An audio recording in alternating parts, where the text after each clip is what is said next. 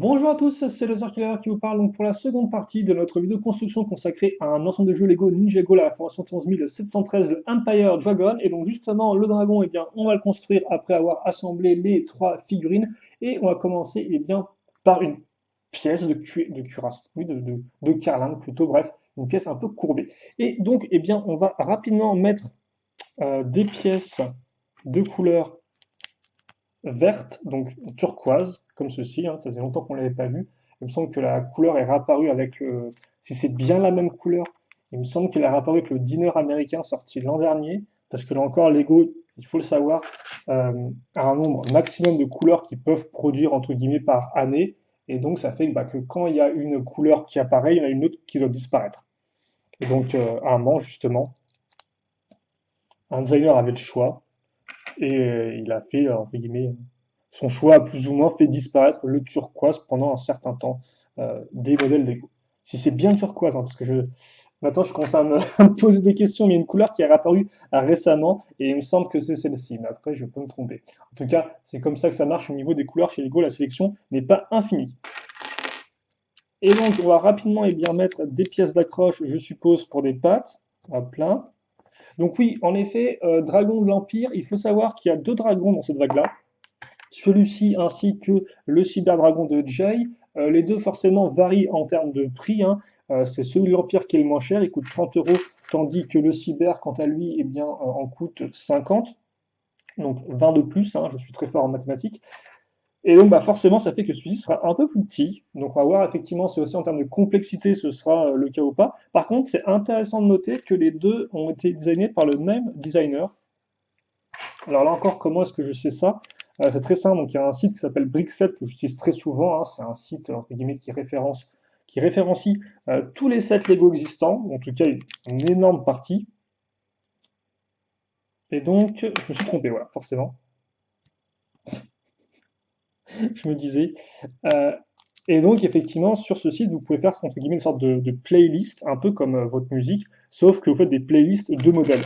Et donc, il y a des designers Lego qui sont amusés à faire leur playlist avec justement les modèles sur lesquels ils avaient travaillé. Et donc, ils peuvent mettre des commentaires s'ils le souhaitent. Donc, ça explique comment je sais qui a designé quel modèle. Alors, tous ne le font pas, hein, tous les designers chez Lego, mais il y en a certains, effectivement, qui le font. Et donc, ça fait qu'on peut voir, par exemple, quel modèle était designé par quelle personne. Et donc, effectivement, celui qui a fait ce dragon-là, c'est un nouveau venu dans le thème Ninjago, si je ne me trompe pas. Et donc, on lui a, visiblement, on lui a confié les deux dragons à designer. Alors après, là encore, hein, il faut savoir que les modèles Lego ne sont pas forcément designés par une seule personne.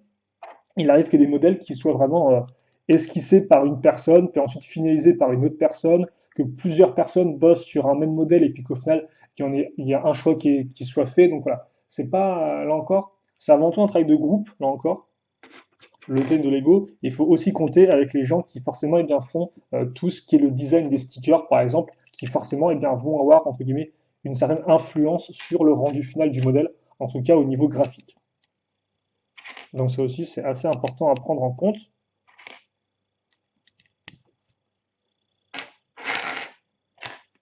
Et donc par rapport à notre dragon, on l'a mis une seconde couche ici, là on va mettre des tenons en avant, donc à quoi ça va servir peut-être pour faire l'accroche du cou, ou en tout cas une partie pour rendre entre guillemets l'avant du torse un peu plus élégant que juste un gros bloc. Et donc, ouais, c'est vrai que c'est notre premier. Alors, c'est pas notre premier élément de l'Empire qu'on construit. Souvenez-vous, là encore, dans le marché des joueurs, on avait fait une sorte de portail arche qui contenait justement une autre Keitana, plutôt Kitana, je sais pas comment on devrait prononcer. Et donc, il y avait déjà les couleurs un peu de l'Empire. Mais là, c'est notre premier vrai grosse construction. Assez intéressant, comme vous avez pu remarquer là encore, hein, on prend une pièce comme ça qui a une accroche circulaire, ça fait qu'on l'enfonce là-dedans et après on la maintient en place avec une plaque. Ce qui fait qu'on a double accroche et donc la pièce est vraiment très très solide. On va ensuite continuer donc et on va mettre ça comme ça. Voilà, et donc ça fait qu'on est aligné au niveau des tenons et ça fait aussi qu'au niveau de la partie inférieure du dragon, on aura des formes courbes ou pentues qui permettront d'éviter le syndrome de la grosse plaque tout droite, même si ça restera quand même assez droit. On va ensuite fixer, alors il faut juste que je vérifie, Parce que là encore, c'est vrai que je ne l'ai pas mentionné quand j'ai fait la...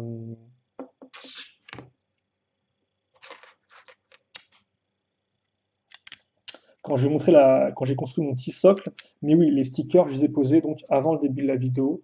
Donc ça fait que le modèle sera déjà stickerisé dès le début. Et il n'y aura pas de temps passé à les poser. On gagnera un peu de temps. Par contre, c'est vrai qu'effectivement, je me demande est-ce que je ne devrais pas d'abord construire le modèle sans sticker et après plutôt les poser une fois qu'il est fini. Comme ça, vous pouvez voir le modèle en version sans sticker et avec sticker. Là encore, je ne sais pas trop. N'hésitez pas à me dire dans les commentaires. En tout cas, on va continuer à mettre des petites pièces donc avec tenon en façade, avec la une par une. Je crois que ça doit être les dernières de la famille des pièces avec tenon en façade. En tout cas, pas loin. Oh, et des pièces comme ceci, tiens, c'est assez intéressant ça, les petites briques avec le côté arrondi un peu, dans l'idée qu'on va fixer là, si je ne me trompe pas. Ah, par contre, c'est vrai que je pourrais peut-être mettre un peu plus le focus ouais, sur l'avant du modèle. Ok, donc là encore, on va retrouver des pièces avec articulation à cran. Donc ça, c'est sûrement pour le cou. Généralement, le cou, ils le font comme tenir sur des pièces à cran avant de mettre effectivement une rotule, ce qui fait que c'est beaucoup plus solide et que la tête, enfin, les articulations vont s'abîmer moins vite parce que forcément, s'il y avait une rotule, donc les petites boules et les connecteurs, eh bien, il y a moyen que ça s'userait plus vite, donc votre dragon aurait à chaque fois le cou qui ensuite, eh bien, juste tombe, quoi, ce qui est pas très très cool. Et donc, pour éviter ça, Lego utilise deux techniques entre guillemets. Déjà, le coup, ils vont le bloquer contre des pièces qui sont en dessous, ce qui fait qu'il ne pourra pas descendre plus bas que ça. Et surtout, eh bien, ils mettent des articulations à cran. Donc là, il ne pourra vraiment pas bouger. Est-ce que j'ai encore foiré? Je crois que j'ai encore foiré, effectivement. Je suis parti un peu vite en besogne, là encore. C'est parce que je parle. Parce que oui, effectivement, c'est pas comme ça, en fait. C'est-à-dire que d'abord, on va mettre une couche ici. Ah oui, non, d'accord, ok. En fait, c'est ça qui m'a perturbé, c'est que je me suis dit, si on l'accroche bien sur les deux tenons, mais non, on accroche ça que sur un seul tenon, c'est comme ça. Et ensuite, justement, on va mettre ça comme ça. Voilà. Donc ça fait que te décaler d'un cran. Donc après, voilà, on peut mettre ça ici. On peut mettre... Bah non, alors, Qu'est-ce qui... Hein. Et qu'est-ce que je fais? Attendez. Je vais revenir en arrière parce que là, j'ai un petit... Ah oui, d'accord, ok. Ah oui, en fait, j'ai... Pfff. Excusez-moi. J'ai genre carrément zappé, en fait, une étape entière. Et donc je comprenais pas parce que j'avais des bouts d'étape. Alors, par contre, ce serait bien, mon petit laser killer, d'utiliser un débriqueur. Genre, c'est fait pour ça. Alors, c'est fait pour ça, sauf bien sûr quand ça ne doit passer. C'est un peu compliqué. Donc, oui, effectivement, l'étape primordiale que j'ai zappée, c'est le fait de mettre des pièces angle droit en fait. C'est des petites plaques là, voilà, qu'on va fixer là. On va y arriver. Donc, je mets ça comme ça. Ensuite, je mets ça ici. Et donc, après, effectivement, il me reste bien un espace de 3 pour caser ces pièces-là. Donc, des pièces 1 x 3 avec deux tenons. Ouf, c'est le cas de le dire. Donc, ensuite, une fois ça c'est fait, je vais me servir de ça comme de repère. Donc, c'est bien comme ça, ouais. Ensuite, je mets bien ça ici. Et il y a bien ça qui va dépasser, effectivement, euh, à l'avant. Et bien, ma foi, donc, même quand je gagne du temps avec les stickers, au final, j'en perds en faisant des erreurs de construction. C'est parce que je parle trop, ça. Donc voilà, donc on a un gros bloc bien solide. Une fois qu'on a ça, eh bien, on va fixer des petites pièces comme ceci.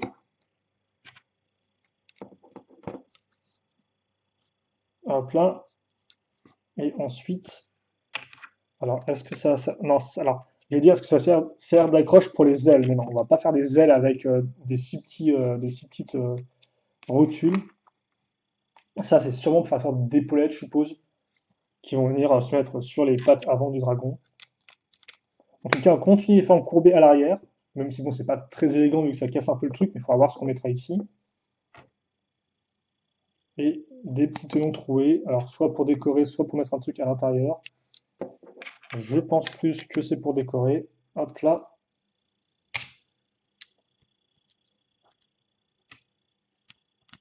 Des pièces pentues. Et on va continuer à mettre des pièces d'accroche. Alors oui, par contre, ça c'est intéressant, parce que ça, je pensais que c'était pour le coup. Alors dans ce cas-là, à quoi servent ces pièces avec un clip au bout, ces pièces 1x2 là? Je ne sais pas. En tout cas, on va continuer, on va... Oh, ça c'est plutôt propre. Alors là encore, c'est des pièces qui tiennent juste sur un tenon, mais ça fonctionne, elles ne bougent pas trop. Elles restent coincées grâce aux pièces qu'il y a en dessous et qui les bloquent. Bien sûr, on fait ça de façon symétrique. C'est plutôt propre, ça tient. C'est plutôt chouette. Ah ouais, si, enfin, si, c'est au même niveau que le tenon, en fait. Donc c'est plutôt clean. Ensuite, on va prendre donc la petite pièce. Donc là encore, hein, c'est un sticker que j'ai posé avant. Et alors, vous ne pouvez peut-être pas le remarquer, mais en fait, c'est une séquence de touches à activer. Et je pense honnêtement que ça doit être le Konami Code, je crois, ou un truc similaire. Donc le Konami Code, pour ceux qui ne sauraient pas ce que c'est, Konami, c'est un développeur de jeux vidéo qui était très prolifique à l'époque de la NES, Super NES, etc., qui est un peu moins maintenant. On leur doit par exemple les jeux tels que Contra, Castlevania, Metal Gear aussi, Metal Gear Solid CE, et plein d'autres jeux. Et donc à l'époque, leur jeunesse, ils avaient en tout cas un code que vous pouviez entrer dans n'importe lequel de leur jeu, et c'était un code généralement qui vous donnait eh bien, plein de trucs, quoi. Plein de vie, munitions infinies par exemple, c'est des munitions, etc., etc. Et donc, c'est devenu un peu une référence de pop culture, le Konami Code, voilà, c'est assez connu. Et donc, ça, on va le fixer ici. Oh, donc on va faire un petit pont. Et donc, ouais, donc c'est ça que vous avez, je pense que c'est ça honnêtement que vous avez sur le panneau de bord, en tout cas un truc qui est similaire. Et là encore, il y a écrit 0, 1, 1, qui fait penser bien sûr au code binaire des ordinateurs. Alors on y comprend un, c'est comme ça pour ces ordinateurs, avec des 0 et des 1. C'est un peu comme des on-off, je suppose.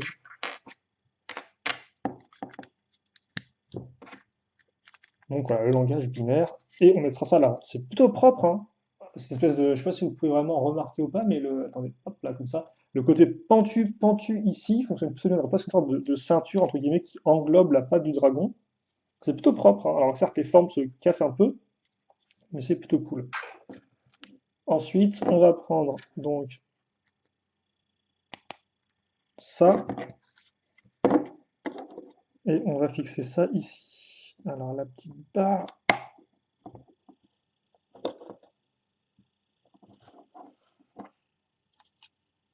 voilà. Et ça, on va le placer là-dessus. On va le tirer en arrière jusqu'à ce qu'il se stoppe de lui-même. Et puis ensuite, on n'aura qu'à prendre ça, hop là, et mettre ça ici. Alors là encore, je ne sais pas trop dans quel ordre il faut les mettre, mais ça me semble pas trop mal d'après le mode d'emploi. On verra par la suite s'il vaut mieux les mettre plus affinés, comme ceci par exemple, ou si on les laisse bien droit, comme ça. Ok. Et donc, on va peut-être rapidement continuer avec la tête, je pense, parce que je pense pas qu'elle va prendre trop de temps, et après, on fera dans une partie séparée tout ce qui est ailes et pattes, même si tu me diras les ailes et les pattes, c'est plus ou moins la même chose. Et donc, justement, qu'est-ce qu'on va avoir avec la tête? Alors, déjà, on va faire la queue.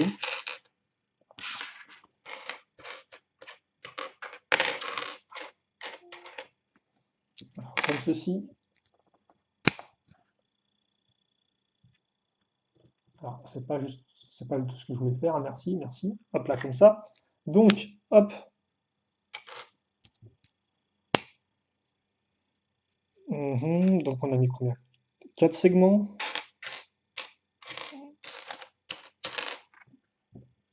Alors là, forcément, que la tête et la queue, ce sera vraiment des petites pièces. Alors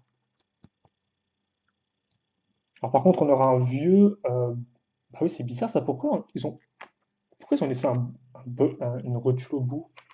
De base, il y a des pièces comme ça, mais qui n'ont pas la rotule. Est-ce que c'était pas une question de coût? Qu'il valait mieux mettre des pièces qui étaient déjà dedans, donc des pièces comme ça, que remettre une pièce qui n'avait pas le ball joint, histoire de gagner un peu plus d'argent. Enfin, gagner. Histoire d'économiser un peu plus d'argent en termes de production. Honnêtement, c'est la seule explication que j'ai, parce que le ball joint qui ressort, ça sert pas à grand intérêt, ça sert même pas à un intérêt en termes de design en fait. Parce qu'autant, mettons, je sais pas, il y a un modèle qui met en avant justement des formes sphériques et autres, ok, pourquoi pas, vous pouvez laisser les ball joints, donc les petites boules là, c'est ça que j'appelle ball joint, apparent, il n'y a pas de souci à ce niveau-là, mais là, il n'y a pas vraiment grand intérêt à faire ça, en fait, je pense. Il y a aussi, par contre, pas grand intérêt à trouver la pièce que je cherche. Allez, là, le petit lingot. Et donc, ouais, le dark metal qu'on n'avait pas encore vu auparavant, donc le métal foncé, autre couleur donc de l'Empire, en plus du rouge, même si, comme vous avez pu le remarquer, le rouge, en fait, dans ce dragon, en tout cas, il va être surtout apparent au niveau des stickers. Donc, c'est vrai qu'il n'y aura pas véritablement de pièces rouges. On va juste, par contre, finir ça avec une petite pièce. Qui est... Non, c'est pas ça. Non, c'est pas ça. C'est l'inverse qu'il me faut, moi, comme pièce. Et je là, pourtant, il y a pas tant de pièces que ça, mais visiblement, elles sont petites. Et mes yeux, eux aussi, ont une vision assez petite. Hop là, donc on met ça ici pour que ça rende, pour qu'on ait une transition avec le reste du corps un peu plus propre et pas juste un truc fin qui sort de nulle part. Par contre, on a quand même le ball jaune qui sortira de nulle part. Eh bien, ça, voilà. Et donc, ça, c'est pour la queue du dragon, un classique, là encore. Généralement, pas forcément l'élément le plus intéressant des dragons. Par contre, ce qui est généralement plus intéressant, je vais mettre ça ici, c'est la tête. Et donc justement la tête, on va voir un peu comment elle fonctionne, vu qu'elle a l'air plutôt cool. Et par contre, c'est vrai que je vous ai dit que le designer auparavant, enfin, c'était ses premiers sets Ninjago, mais je sais pas où il bossait auparavant. S'il bossait sur quel thème et tout. Parce que généralement, c'est ce qui se passe, en fait, les designers passent d'un thème à l'autre. Enfin, il reste plusieurs années sur un thème, et après, il soit possible qu'ils soient transférés. Je suppose aussi les designers, effectivement, qui quittent leur boulot, donc ils sont remplacés par des nouveaux designers.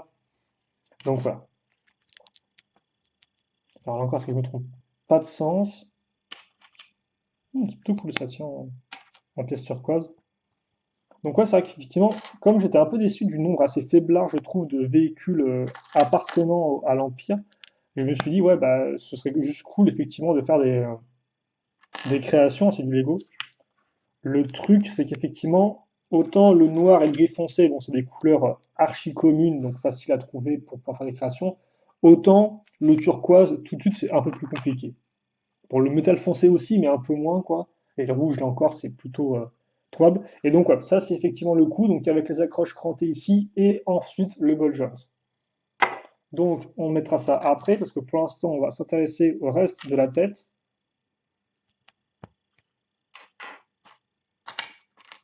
Alors, on va avoir droit à cette pièce-là qui a 3 tenons. Le petit moteur comme ça. Et ensuite, une pièce d'accroche ici. Ok, c'est plutôt clean. Ensuite, on va avoir... Alors, attendez. Ça, et la pièce ici. Donc là encore, on va mettre une pièce comme ça ou comme ça, en fait. Ça servir en fait à bloquer. Voilà. C'est-à-dire qu'effectivement, ça va bloquer contre la pièce qui est en dessous, là encore, permettant à la tête de ne pas trop descendre. Et ça, par contre, pour le museau, c'est vraiment intéressant, parce qu'en effet, juste derrière, il y aura les yeux. Là encore, on va retrouver le système de yeux imprimés, d'œil imprimé, comme ce qu'on a eu depuis donc 2019 avec le Rhum Dragon et Deoni, où on retrouvait nos dragons après une année, enfin une vague sans dragon, avec juste des motos, et donc on avait nos yeux imprimés. Ce qui honnêtement est vraiment une bonne idée, hein. Là encore, on est passé de grosses pièces toutes faites pour les têtes de dragon à des têtes custom avec des yeux custom, à des têtes custom, enfin custom, avec des petites pièces avec des yeux imprimés. Je trouve que c'est peut-être la meilleure façon de rendre le dragon expressif. En tout cas, ça rend vraiment très bien ça. En tout cas, moi j'aime bien cette façon de faire. Peut-être que certains préfèrent le tout Lego avec des yeux faits en tenon, mais voilà. Je trouve que des fois, ça a tendance un peu à. Enfin, ça peut des fois bien rendre, et des fois, c'est juste des gros yeux tout ronds, et c'est pas fou, quoi. Ça casse un peu le reste du design. Par contre, la tête est vraiment très bien là. Le combo entre la pièce de moteur qui fait une pointe, entre cette pièce-là qui fait aussi une pointe, et juste ça aussi qui est par-dessus, vous avez 3 couleurs là qui sont vraiment. Enfin, les 3 couleurs de l'Empire sont toutes mises bout à bout, entre guillemets, et ça rend particulièrement bien. Ouais, c'est vrai que pour l'instant, je pense qu'on n'a pas encore construit vraiment les parties vraiment intéressantes du dragon, même si j'ai quand même quelques éléments intéressants au niveau du corps. Vous allez voir, c'est surtout les pattes, j'ai envie de dire, et la tête qui vont être intéressants. Alors par contre, assez étrange que pour un dragon, entre guillemets, aux allures de dragon mécanique, hein, là encore, je suppose que c'est un jeu vidéo, on ait ce côté un peu moustache, un peu arrondi. J'aurais peut-être pensé qu'un truc plus carré aurait été plus approprié éventuellement, mais bon, ça n'a pas l'air d'être le cas. Je suppose que là, on va mettre les accroches pour la mâchoire inférieure avec ces pièces une fois de plus accroche à clip,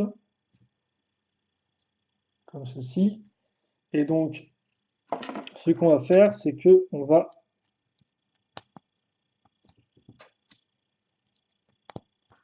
mettre ces pièces comme ça et on va accrocher ça ici. Et ça, on le met ici, donc dans la suite. Donc, on a nos oreilles maintenant. Encore qui reprennent les pièces qu'on avait eues auparavant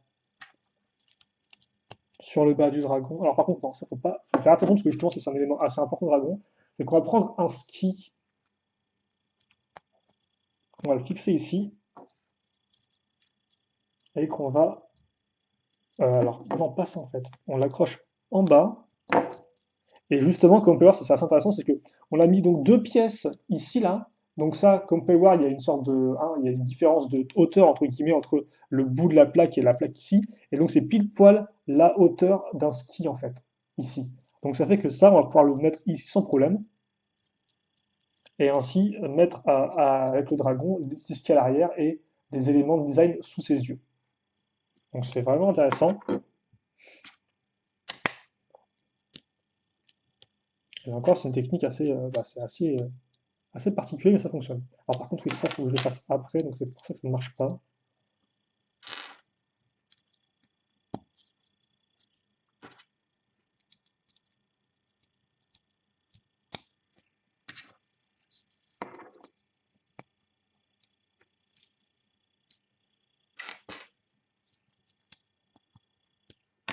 Et on va mettre ça comme ça.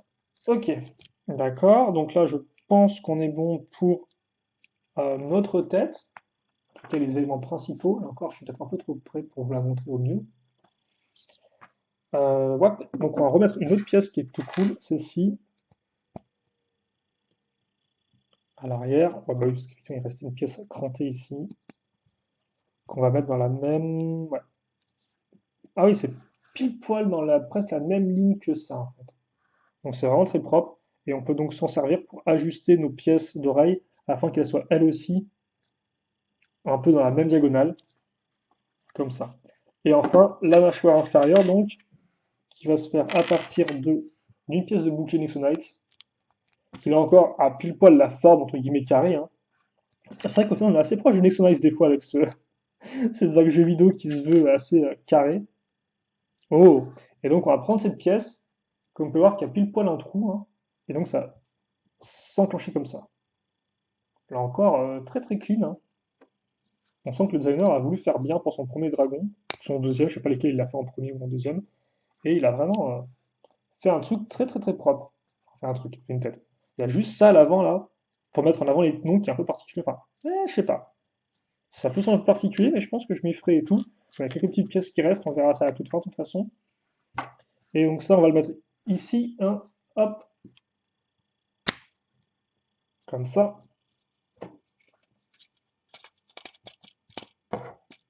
Et voilà donc pour l'accroche de notre dragon. Et déjà, on a une bonne tête. Une bonne tête. Alors par contre, c'est vrai qu'il y a toute cette espèce de partie qui est vide en fait. Je suis en train de me rendre compte. Parce que là, c'est vrai que ça fait très particulier d'avoir une sorte de vide. Et forcément, oui, on va mettre des pièces comme ça parce que oui, il faut une partie 2x2 pour accrocher la jupe du méchant. C'est vrai que j'avais pas pensé à ça, mais ça a du sens tout de suite. Et par contre, ouais, là encore, du fait de la pièce, c'est vrai que ça bloque un peu. C'est vrai qu'on veut baisser la tête, mais le truc bloque. Ça, c'est vraiment. Enfin, encore, j'ai expliqué les raisons du pourquoi, du comment il bloque les articulations. Mais des fois, ça reste frustrant quand tu veux. T'es parti pour les bouger dans un sens, et puis bah, en fait, non, ça marche pas, quoi. Donc bon, on devra faire avec, en tout cas. Voilà pour notre dragon, en tout cas pour l'instant, assez massif. On verra bien sûr un peu ce qu'il vaut une fois qu'il aura ses pattes, mais ça, on le fera donc dans la troisième et dernière partie de cette vidéo. Allez, on se retrouve tout de suite pour la suite.